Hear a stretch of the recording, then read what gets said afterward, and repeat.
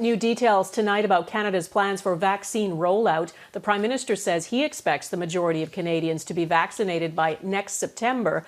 But long before then, tricky decisions will have to be made about who gets it first. The government is getting advice from an advisory committee, and it is ranked who should get priority when the first vaccine is approved. Abigail Bimman explains. We had no choice because it was the only way to know how many doses would be necessary. Dr. Caroline Quach-Tan chairs Canada's National Advisory Committee on Immunization, or NACI. A month ago, NACI made preliminary recommendations about who should get the vaccine first. The vulnerable topped the list, but it wouldn't say who among that group should go first. Following that, we heard that the number of doses was even more constrained than expected.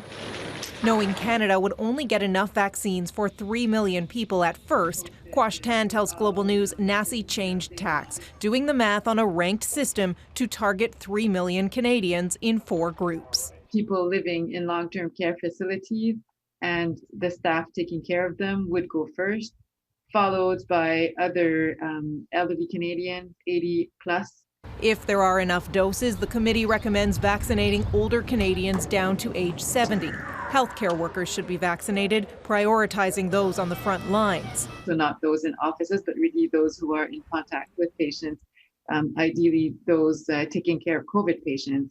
And the fourth group was people from Indigenous communities. NACI is still waiting on final data about each vaccine, which could change things. Some may be more effective among certain groups. And the recommendations are just that, not binding. Decisions about who to vaccinate first are up to provinces and territories. As for how those doses are divvied up among them, that's a discussion with Ottawa.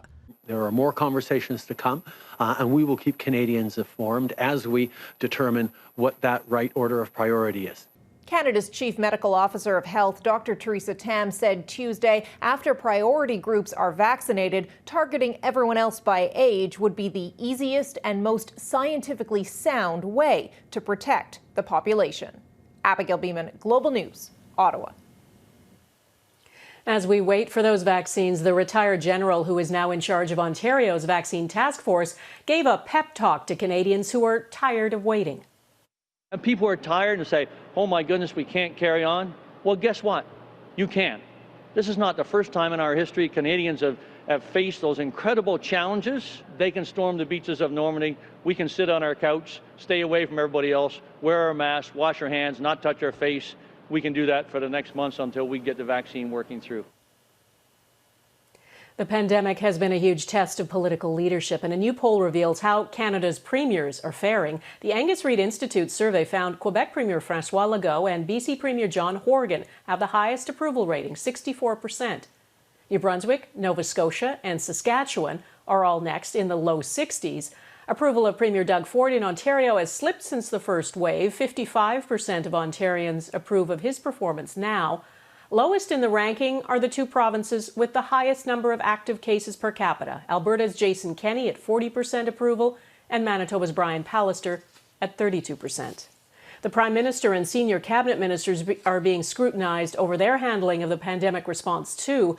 The federal government is spending more money than ever before to support Canadian individuals and businesses, and that will result in record levels of debt.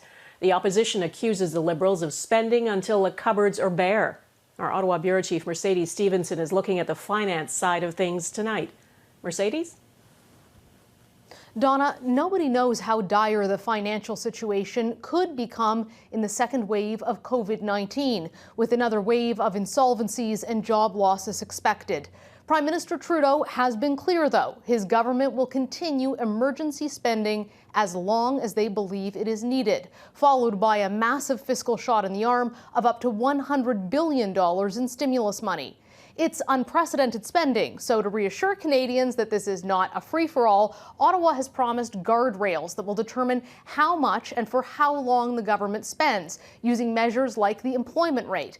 But there have been no benchmarks on that, and when I asked the Prime Minister today, he wouldn't even give us a ballpark for what kinds of numbers would result in the taps being turned off. While it's not very transparent, some economists say it's likely because the government is operating in tremendous uncertainty. We have to wait till I think we're a little further along till we really know we're past this crisis before we would expect to see anything very substantive. Get us through this deep, dark hole, and then get us prepared to grow as we go through, hopefully, 2021.